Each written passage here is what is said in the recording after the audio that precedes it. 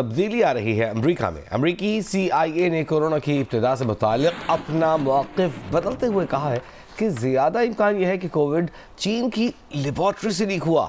CIA तर्जुमान ने इस दावे के बारे में मुकम्मल यकीन का इजहार किए बगैर बताया कि वायरस जानवर से मुंतकिल होने और तहकीकाती मरकज़ से निकलने के दोनों पहलुओं पर काम जारी है।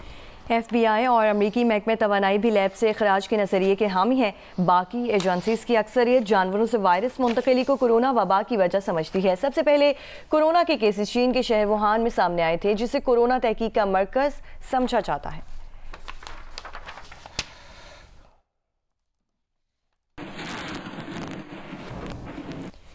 नई अमरीकी इंतजामिया ने तालिबान रहनुमाओं की सरों की कीमतें मुकर्रर करने की धमकी दे दी। अफगानिस्तान में कैद अमरीकी शहरियों की तादाद पिछले अंदाजों से कहीं ज़्यादा होने का खदशा जाहिर करते हुए वज़ीर ख़ारजा ने कहा, ये सच है तो हमें तालिबान की आला क़यादत के सरों की बड़ी कीमत मुकर्रर करनी होगी। इस बात में इजाफा करते हुए उन्होंने कहा कि उसामा बिन लादेन पर रखी गई रकम से भी ज़्यादा रकम हमें तालिबान क़यादत की मुकर्रर करनी के सरों की मुकर्रर करनी होगी। बाइडेन इंतजामिया ने ट्रंप के आने से चंद रोज़ कबल अफगानिस्तान के साथ कैदियों का तबादला किया है। रिहाई पाने वालों में रियान खोरबेर भी शामिल हैं, जो तवील अरसे से खानदान के साथ अफगानिस्तान में मुकीम थे। उन्हें अगस्त 2022 में हिरासत में लिया गया।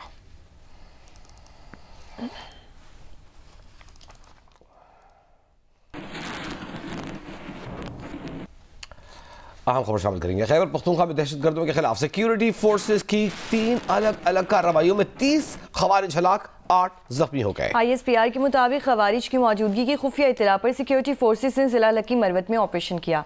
ऑपरेशन के दौरान खवारिज के मकाम को मौसर तरीके से निशाना बनाया, जिसके नतीजे में 18 खवारिज हलाक हुए और 6 जख्मी हुए।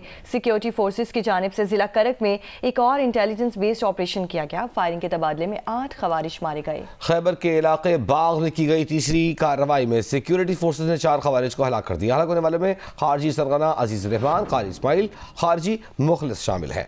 2 खवारिज जख्मी भी हुए। मारे गए दहशतगर्द इलाके में सिक्योरिटी फोर्सेस के खिलाफ मुतअद्दिद कार्रवाइयों और मासूम शहरियों के कत्ल में मुलविस थे। हलाक दहशतगर्दों से असलहा, गोला बारूद बरामद किया गया है।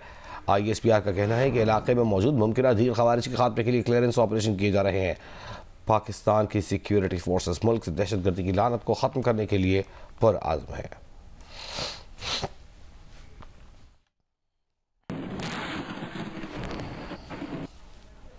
अली अमीन गंडापुर को सदर PTI खैबर पख्तूनख्वा के ओहदे से हटा दिया गया। बानी PTI ने जुनैद अकबर को खैबर पख्तूनख्वा का पार्टी सदर मुकर्रर कर दिया। बानी PTI ने हुकूमत के साथ मुज़ाकरात में मशरूत वापसी का इंदिया भी दे दिया। कहा 28 जनवरी से कबल मुज़ाकराती कमेटी से मुलाकात करवाई जाए, फिर हतमी फैसला करेंगे। ताहम जुडिशल कमीशन के क़याम के बगैर मुज़ाकरात आगे नहीं बढ़ सकते।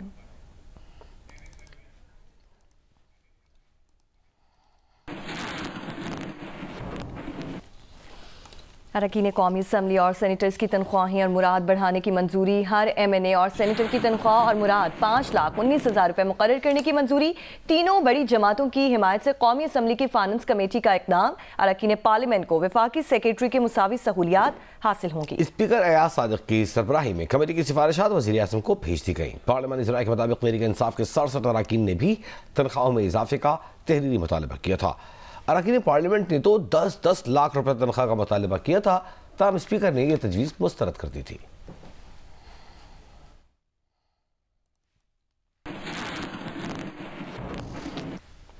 और अब बात करेंगे मुल्तान टेस्ट की, जब से कुछ देर में दूसरे रोज का खेल शुरू होगा। पहले रोज पाकिस्तान और वेस्ट इंडीज की टीमें पहली इनिंग्स में आउट हो गई।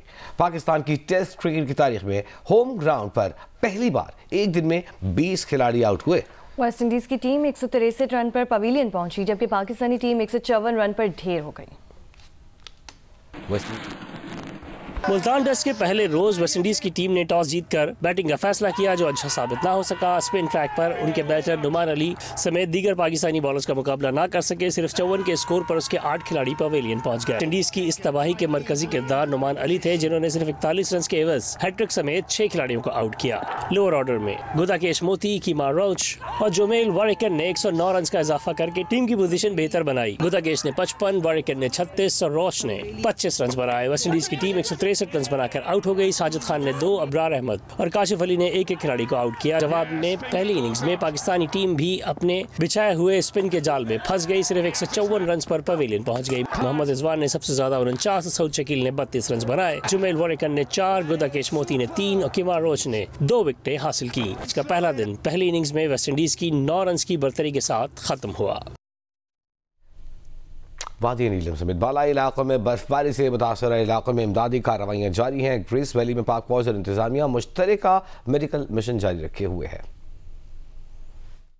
वादी नीलम में मतला साफ है। सर्दी की शदीद लहर बरकरार चल रहा है। नीलम टॉप वाटर कार सिस्टम की ट्रैफिक के लिए बहाल कर दी गई है। सेंट्रल वैली की सड़कों की बहाली का काम अभी तक शुरू नहीं हो सका। पाक फौज के टाउन से ग्रेस वैली में डॉक्टर्स और तिब्बी अमला अद्वियात बजरिया हेलीकॉप्टर पहुंचाने का सिलसिला जारी है। मैं इस वक्त मौजूद हूँ सेंट्रल और ग्रेस वैली के संगम सियाती मकाम खेल में बर्फबारी से ढके पहाड़ वादियाँ खूबसूरत मंजर पेश कर रही है। सियाती मकाम कुटन, अपर नीलम, शारदा, अलंकेल में सियाओं की आमद का सिलसिला भी जारी है। फौज के टाउन से मुतासरा इंफ्रास्ट्रक्चर को बहाली की कोशिशों में मसरूफ है। मेडिकल टीमें बर्फबारी से मुतासरा इलाकों में बीमार अफराद को इमदाद देने में मसरूफ है। महकमा मौसमियात के मुताबिक आइंदा 4 रोज तक मौसम साफ और सर्दी की शदीद लहर बरकरार रहने का इम्कान जाहिर किया गया है। जी, बलूचिस्तान से मगरबी मौसमी सिस्टम को निकले हुए कई रोज़ हो चुके हैं, मगर बर्फबारी के बायस बंद बालाई शिमाली बलूचिस्तान की राब्ता सड़कें आमदोरफ्त के लिए बहाल ना हो सकें। किला सैफुल्ला के इलाके अकबर गई के कई रोज़ से बर्फबारी के बायस मुश्किलात का शिकार हैं। लोगों ने अपनी मदद आप के तहत सड़कों से बर्फ साफ करना शुरू कर दी है। तफसीलात जानेंगे नूर जमान अचकसई से।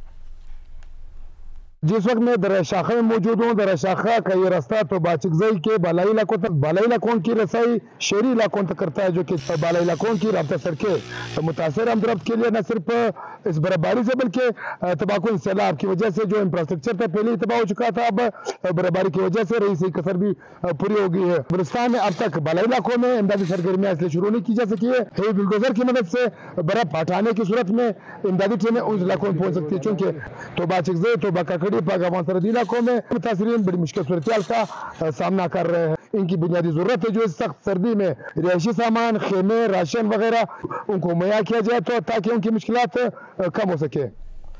बहुत शुक्रिया नूरजमान। आपका नारोवाल शकरगढ़ गिरदनवाह में धुंध ने डेरे डाले हुए हैं और धुंध के बाद सर्दी में इजाफा हो गया है।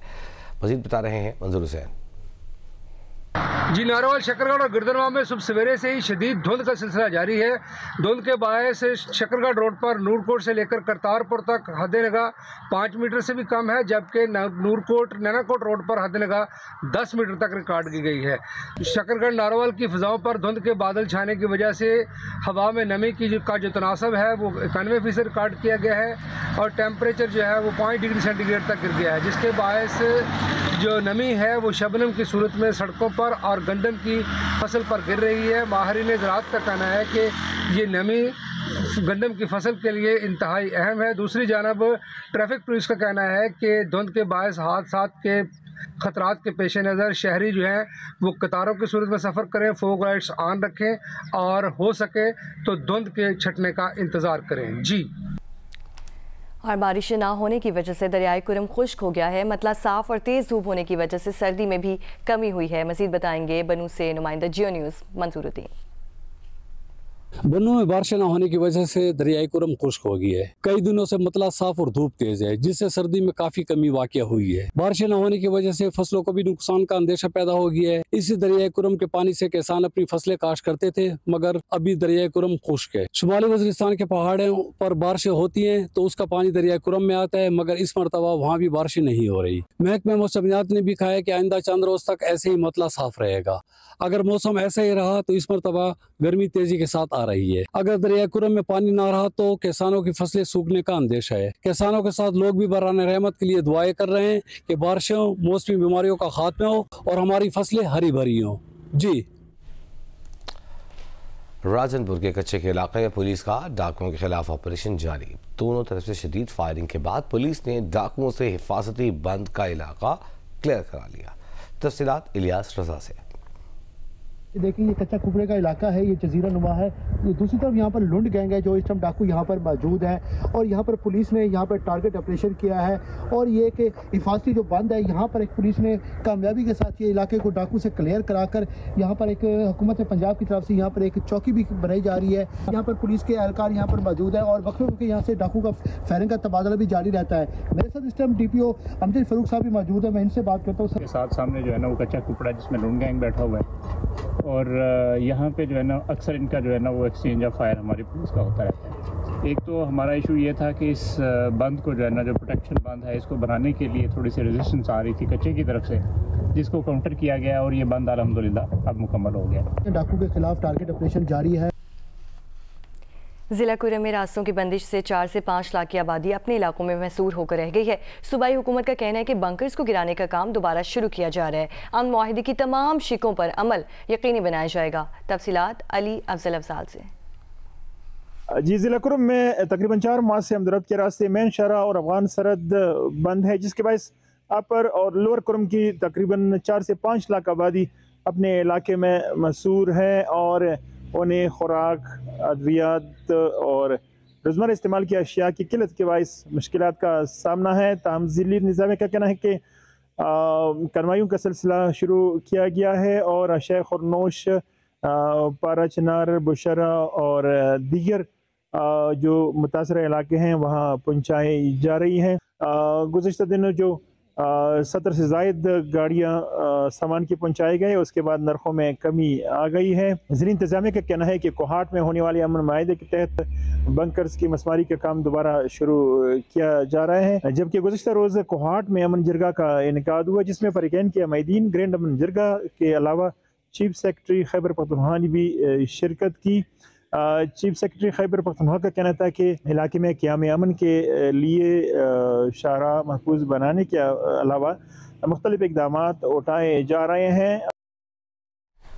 हमास के तर्जुमान अबू उबैदा ने कहा था कि तुम गज़ा का एक एक पत्थर भी उठाकर देख लो, तुम्हारे कैदी सिर्फ मुज़ाकरात की मेज़ पर ही मिलेंगे, और ये बात सच निकली। हमास ने कैदियों के तबादले के दूसरे मरहले में 4 इसराइली ख़वातीन फ़ौजियों और जंगी कैदियों को रिहा किया। तारिक अबुल हसन की खुसूसी रिपोर्ट। तकरीब है हमास की कैद से आज़ाद की गई इसराइली ख़वातीन फ़ौजियों की, जिसके लिए बाकायदा स्टेज गज़ा सिटी में वाक़े पार्लियामेंट बिल्डिंग के सामने बनाया गया। वही इमारत जिस पर कब्जा करके इसराइली फ़ौज ने अपनी नाम नहाद जीत की खुशियाँ मनाई थी, लेकिन आज इसी मुकाम पर गज़ा वालों ने फतह के शादियाने बजाए। स्टेज पर अंग्रेजी, अरबी और इब्रानी में हमास के पैगामात दर्ज थे, जिन्हें दुनिया भर में देखा गया। अल-क़स्साम और अल-क़ुद्स फोर्स के जवान पिछली बार की तरह फौजी वर्दियों में थे। तकरीब की खास बात ये थी कि किसी तकरीर के बगैर यहाँ का हर मंजर इसराइल के लिए एक पैगाम था। स्टेज के आगे लगे बैनर पर इसराइली फौज के उन तमाम यूनिट्स के लोगो थे जिन्होंने गज़ा की तबाही में हिस्सा लिया। इसके अलावा इसराइली फौज की एलीट इंटेलिजेंस एजेंसी यूनिट 8200 और शैनबेट के लोगो भी मौजूद थे, जो इसराइलियों पर वाजे कर रहे थे कि बेपनाह वसाइल के बावजूद तुम अस्करी, सियासी, जासूसी और मीडिया के महाज पर हमसे शिकस्त खा गए। हशाश बशाश चेहरे लिए इसराइली फौज की कैदी ख़वातीन अपनी फौजी वर्दियों में थीं। स्टेज पर खड़े जवानों के हाथों में वही खास राइफलें थीं जो बड़ी तादाद में इसराइली एलीट फोर्स से गज़ा में छीनी गईं। तारिक अबुल हसन, जियो न्यूज़, कराची। अभी आपको ब्रेक के बाद बताएं कि गवर्नर हाउस कराची से सुबह सवेरे मुख्तलिफ कैटेगरीज में मैराथन का इनकाद हुआ। ख़वातीन, मर्द, बच्चे, बूढ़े सब शामिल हैं। तफसीलात नुमाइंदा जियो न्यूज़ अतीकुर रहमान से। जी 10वीं SOP मैराथन की ये तीसरी रेस 5 किलोमीटर जो मुस्तकिल है उस रेस का आगाज हो गया है। सबसे पहले जो है 21 किलोमीटर की रेस का आगाज हुआ था और उसके बाद फिर 10 किलोमीटर की रेस का आगाज हुआ, और इस वक्त जो एथलीट आपको नजर आ रहे हैं गवर्नर हाउस से जोक कर जोक जो है ट्रैक पर आ रहे हैं, भागते हुए नजर आ रहे हैं। ये 5 किलोमीटर के ट्रैक के जो है एथलीट हैं जो 5 किलोमीटर पर मुश्तमिल है, और 21 किलोमीटर की जो जो मैराथन थी वो गवर्नर हाउस से शुरू हुई, जियाउद्दीन रोड, आईए चंडीगढ़ रोड से होती हुई जो सेंट्रल फील्ड हेड ऑफिस है वहाँ से दोबारा गवर्नर हाउस, और इस तरह के 4 चक्कर लगाएंगे तो उनकी जो है 21 किलोमीटर की जो है वो रेस मुकम्मल हो जाएगी। उसके बाद जो 10 किलोमीटर की रेस है उसका भी आगाज़ हो चुका है, और वो रेस जो है गवर्नर हाउस से शुरू हुई, जियाउद्दीन आईए चंडीगढ़ रोड से होती हुई नेशनल बैंक हेड ऑफिस है वहाँ से वो दोबारा गवर्नर हाउस आएगी, और उसके 2 राउंड होंगे, और अब ये 5 किलोमीटर की रेस है जिसका आगाज़ हुआ है।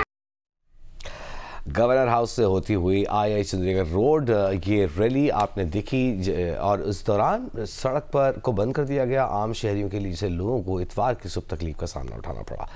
हम रैली की बात करते हैं तो auto cross driver Tariq Khan की कार को पेश आने वाले हादसे के बाद रैली मनसूख कर दी गई थी। रफ्तार गाड़ी की जद में आने से रेस ऑफिशियल दानिश जिंदगी की बाजी हार गए।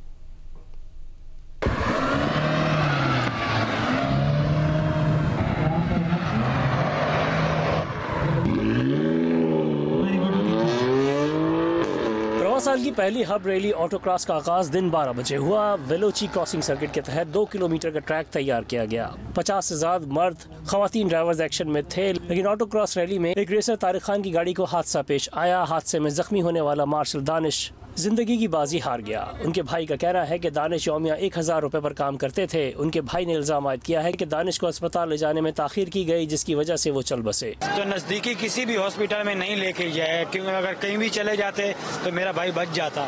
कोई भी कहीं भी नहीं लेकर गया, सीधा 1.5 घंटा 2 घंटे का सफर करके यहाँ पे लाए गए, और मेरा भाई वफात पा चुका है। मुझे इंसाफ दिलाया जाए, और अभी तक कोई भी कुछ भी नहीं हुआ। मैं इंतजार कर रहा हूँ बॉडी का। दूसरी जानिब रेस इंतजामिया का कहना है कि दानिश को हादसे के फौरी बाद अस्पताल मुंतकिल किया गया था, लेकिन वो अस्पताल में इंतकाल कर गए, जिसके बाद इंतजामिया ने फौरी तौर पर रैली मनसूख कर दी। रेस इंतजामिया ने ड्राइवर और दानिश की फैमिली के साथ मुकम्मल ताउन का यकीन दिलाया है। उस्तोर में बागफॉर्स और जिले इंतजामिया की तरफ से सरमाई सियाहत को फरोग देने के लिए सजाया गया स्नो स्पोर्ट्स फेस्टिवल खत्म हो गया। मेले में मनफी 20 दर्जा हरारत के साथ सख्त सर्द मौसम में कमांडर गिलगित बल्तिस्तान समेत आला अस्करी क़यादत और अवाम ने शिरकत की। तफसीलात बता रहे हैं नुमाइंदा जीरीज़ रफ़ीउल्लाह खान आफरीदी। जी, मैं इस वक्त मौजूद हूँ सतह समंदर से 11,000 फीट बुलंदी पे। यहाँ ड्यूसाइड बेस कैंप जो कि अस्तोर शहर से तकरीबन 50 किलोमीटर दूर बालाई गांव चिलिम के मकाम पे, यहाँ पे पाकिस्तान आर्मी और ज़िले इंतज़ामिया की तरफ से सजाया गया रंगारंग स्नो फेस्टिवल इख्तितामी मराइल पे दाखिल होता हुआ। यहाँ पे इस फेस्टिवल में मुख्तलिफ खेलों के मुकाबले हुए, जिसमें स्की, वॉलीबॉल, क्रिकेट इवेंट के साथ साथ रस्साकशी और लोकल जो गेम्स थे वो इस इवेंट में शामिल थी। जबकि यहाँ पे जो यहाँ की जो लोकल सकाफत है उसको उजागर करने के हवाले से एक RSP और दिगर इदारों की तरफ से यहाँ मुख्तलिफ स्टॉल्स लगाए गए थे। जबकि इस फेस्टिवल में बड़ी तादाद में यहाँ जो अवाम है और सियाह और साथ में अस्करी क़यादत और यहाँ महकमों के सरबराहान ने शिरकत की। ख़ास करके इस फाइनल की जो तकरीब के मेहमान खुसूसी थे वो कमांडर फौज कमांडर एफसिने सईद इम्तियाज़ हुसैन गिलानी थे। जबकि इस फेस्टिवल में जो म्यूज़िकल शो रखा गया था वो तवज्जो का मरकज़ रहा। ख़ास करके यहाँ पहली मरतबा परफॉर्म करने वाली गिलगित बल्तिस्तान की माइनास गुलकारा नूर जहाँ और इसके साथ साथ मजीद अमर थे और इसके साथ साथ मुख्तलिफ जो फनकार थे, उन्होंने इस सर्द मौसम जो कि दर्ज हरारत -20 में यहाँ पे लोकल गीत पेश करके यहाँ जो सर्द मौसम में लोगों का खूब लहू गरमा दिया। जी, पंजाब के दीगर शहरों की तरह कमालिया में भी सुथरा पंजाब सफाई मुहिम तेजी से जारी है। शहर और गिरदोनवाह के देहात से कूड़ा करकट के ढेरों को खत्म किया जा रहा है। कमालिया से नुमाइंदा जियो न्यूज़ अमजद सईद से जानते हैं। हाँ जी बिल्कुल, वज़ीर आला पंजाब मरियम नवाज शरीफ की जानिब से पंजाब भर में सुथरा पंजाब प्रोग्राम जारी है। इस सिलसिला में कमालिया में भी इस प्रोग्राम के तहत गंदगी के ढेरों को ख़त्म किया जा रहा है। इस वक्त मेरे साथ इस प्रोग्राम के प्रोजेक्ट मैनेजर राना मुर्सा मकबूल साहब मौजूद है। आइए इनसे जानते हैं कि इस मुहिम के दौरान वो क्या क्या इकदाम उठा रहे हैं। जी, बेसिकली ये सुथरा पंजाब वज़ीर आला मरियम नवाज शरीफ का विज़न है, जिसके अंदर 2 चीज़ें हैं। एक, सफाई को क्लीनिंग को मेक श्योर करना है और दूसरा रोज़गार प्रोवाइड करना है। इसमें डोर टू डोर कलेक्शन होती है, हर घर घर से कचरा उठाया जाएगा और इसको एक सिस्टमाइज तरीके के साथ हम डंप साइड पे फाइनलाइज करते हैं। और डंप साइड का ये सिस्टम होता है कि वहाँ पे प्रॉपर एक मशीनरी यूटिलाइज़ की जाती है और शावर के ज़रिए उसको पहले डंप करके हम जगह को खुदाई के बाद उसमें डंप करेंगे। उसके बाद उसको इस तरह डंप दिया जाता है कि वो पता ही नहीं चलता कि वहाँ पे कोई कचरा है या नहीं है। खुशबू के लिए प्रॉपर वहाँ पे प्लांटेशन की जाती है, जो कि किसी को आइडिया नहीं होता कि वहाँ पे कोई कचरा है या नहीं है, बिल्कुल फील नहीं होगा। तो ये प्रॉपर एक विजन है और उसके मुताबिक सुथरा पंजाब चलेगा। जी बिल्कुल। इसके साथ साथ इन्होंने शहरियों से भी अपील की है कि गवर्नमेंट की जानिब से जो मुकर्रर करदा कूड़ा करकट फेंकने के लिए पॉइंट बनाए गए हैं, सिर्फ उन पर ही कूड़ा करकट फेंकें ताकि इलाका को साफ़ सुथरा रखा जा सके। जी।